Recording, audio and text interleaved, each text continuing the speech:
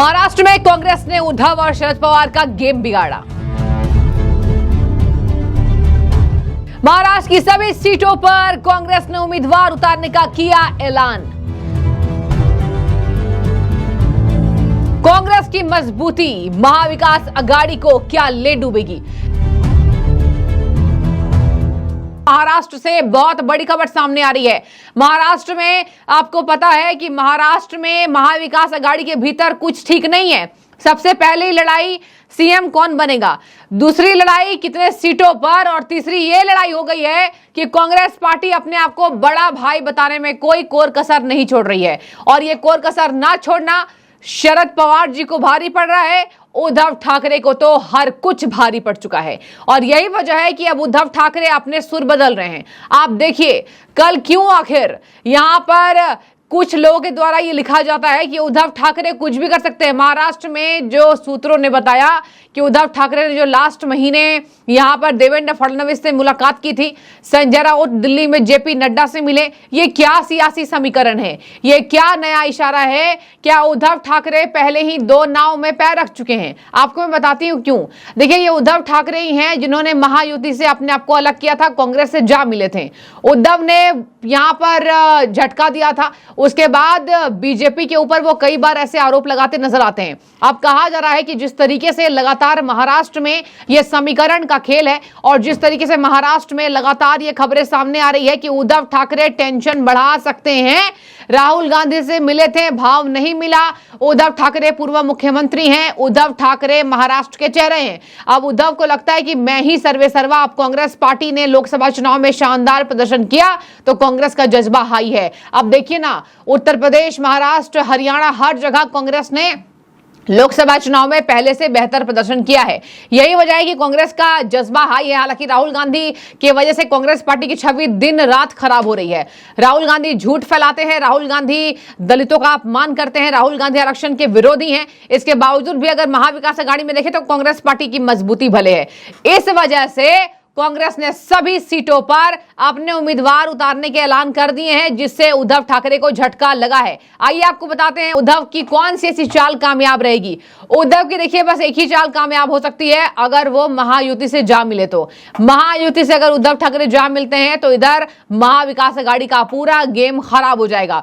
वहीं आपको बता दें, यहां पर महायुति में सब कुछ ठीक है। अमित शाह महाराष्ट्र दौरे पर लगातार हैं। अमित शाह के कंधों पर महाराष्ट्र की जिम्मेदारी है। अमित शाह ने कल तय किया कि इस बार हम उन्हीं लोगों को उम्मीदवार के तौर पर उतारेंगे जिनका चेहरा हाई है अपने अपने एरिया में। और बता दें आपको, अमित शाह ने सभी कांग्रेस के, एनसीपी के और यहां पर शरद पवार पार्टी के और इसके साथ उद्धव ठाकरे पार्टी के सभी को टक्कर देने के लिए वैसे ही चेहरों का यहां मुहर लगाया है नामों पर। अब इसी वजह से बार बार खबरें सामने आ रही है कि उद्धव ठाकरे को बड़ा झटका लग सकता है कि कांग्रेस और शरद पवार भाव नहीं दे रहे हैं।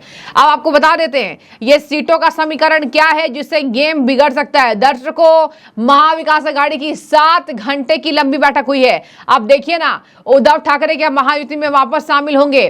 क्या उद्धव ठाकरे देवेंद्र फडणवीस से दोस्ती बरकरार रखना चाहते हैं? क्या संजय राउत, जेपी नड्डा से मिलकर कुछ और सियासी समीकरण बना रहे हैं? और इधर ही कांग्रेस महाविकास आघाड़ी को यह बता रही है कि भैया हम ही सर्वे सर्वा हैं, हम ही मुख्यमंत्री होंगे। पृथ्वीराज चौहान का बयान, नाना पटोले का बयान, कांग्रेस पार्टी तय करेगी मुख्यमंत्री कौन होगा। यह दिखा रहा है कि कांग्रेस का दबदबा महाराष्ट्र में हाई है। आपको बता दें, यहां पर कांग्रेस ने घोषणा की है कि महाराष्ट्र में सभी सीटों के लिए संभावित उम्मीदवारों की कांग्रेस पार्टी इंटरव्यू पहले लेगी, साक्षात्कार देंगे। ये उम्मीदवार लायक होंगे तो उतारेगी, लायक नहीं होंगे तो नहीं उतारेगी। ऐसे में अंतिम रूप दिया जाएगा। और ये जो इंटरव्यू का सेशन है, मतलब जो जैसे देखिए उम्मीदवारों का भी चयन होगा तो वो इंटरव्यू से होकर गुजरेंगे। कांग्रेस के आला कमान उनका इंटरव्यू लेंगे, देखेंगे क्या है राज्यों का समीकरण।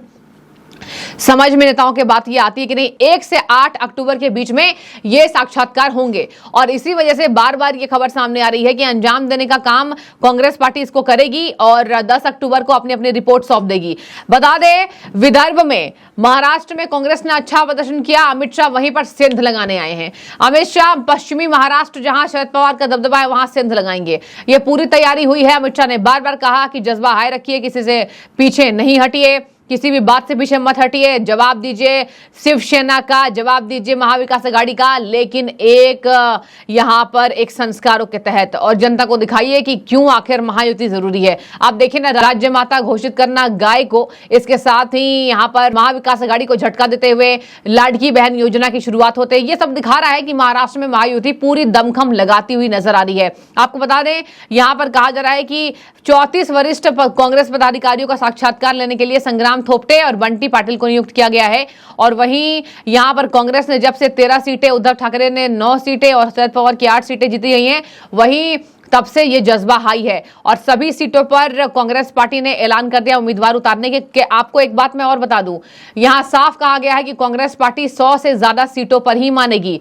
अब देखिए 288 का पूरा मामला है और कहा जा रहा है कि कांग्रेस पार्टी जो है वो लगातार इस बात से, यहां पर कांग्रेस पार्टी लगातार 100 से ज्यादा सीटों पर अपना दमखम पेश करने के लिए ललायत है। और कांग्रेस पार्टी को शरद पवार देख रहे हैं, उद्धव ठाकरे देख रहे हैं, इसके बावजूद भी बार बार ये बात सामने आ रही है कि कांग्रेस को उद्धव ठाकरे ना चाहते उतनी सीटें देना, ना शरद पवार, लेकिन मजबूरन है। और जब से कांग्रेस ने मुख्यमंत्री, एक दशक ऐसा था जो यहां पर कांग्रेस पार्टी डिप्टी सीएम तक अपने बारे में नहीं बता सकती थी कि डिप्टी सीएम भी हमारे पार्टी का हो, लेकिन आज ऐसा है कि शरद पवार को झटका देने के लिए कांग्रेस पार्टी ललायित है। और देखिए ना, उद्धव ठाकरे ऐसे नेता हैं जो नहीं मानेंगे। और इन्हीं सब सियासी समीकरणों के बीच ये बड़ी खबर, महाराष्ट्र में बड़ा खेला हो सकता है। उद्धव ठाकरे क्यों मिल रहे हैं बीजेपी से, उद्धव ठाकरे फडणवीस से क्यों मिल रहे हैं, और इधर उद्धव ठाकरे ऐसे ऐसे बयान क्यों दे रहे हैं।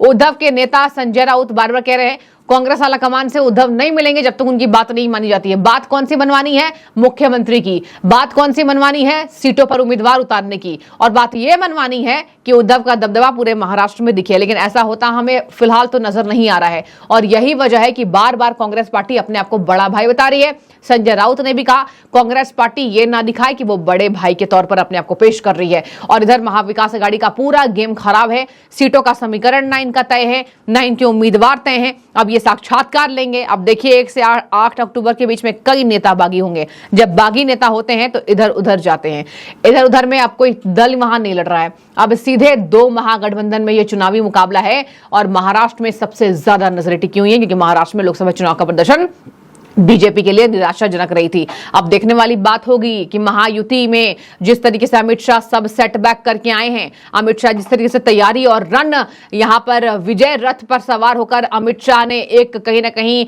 यहां पर जोश भरा है कार्यकर्ताओं में, तो उसका जो परिणाम है वो महायुति में दिखाई दे रहा है या नहीं। और महायुति के कार्यकर्ता बूथ स्तर तक जाकर यहां पर गठबंधन के तहत रहकर बीजेपी की योजनाओं को बताते हुए नजर आ रहे हैं। अब देखने वाली बात होगी इन तमाम रसाकशी के बीच महाविकास आघाड़ी वर्सेस महायुति में कौन चुनावी जीत का मुकाबला यहां पर अपने चुनावी किले को फतह करता है और जीत का परचम लहराता है, क्योंकि महाराष्ट्र विधानसभा चुनाव सबसे ज्यादा इंटरेस्टिंग हो चुका है। लेकिन आपकी जो भी राय हो आप जरूर कमेंट करिएगा। फिलहाल कांग्रेस ने बड़ा झटका उद्धव को और शरद पवार को दे दिया है, सभी सीटों पर उम्मीदवार उतारने के ऐलान कर दिए हैं।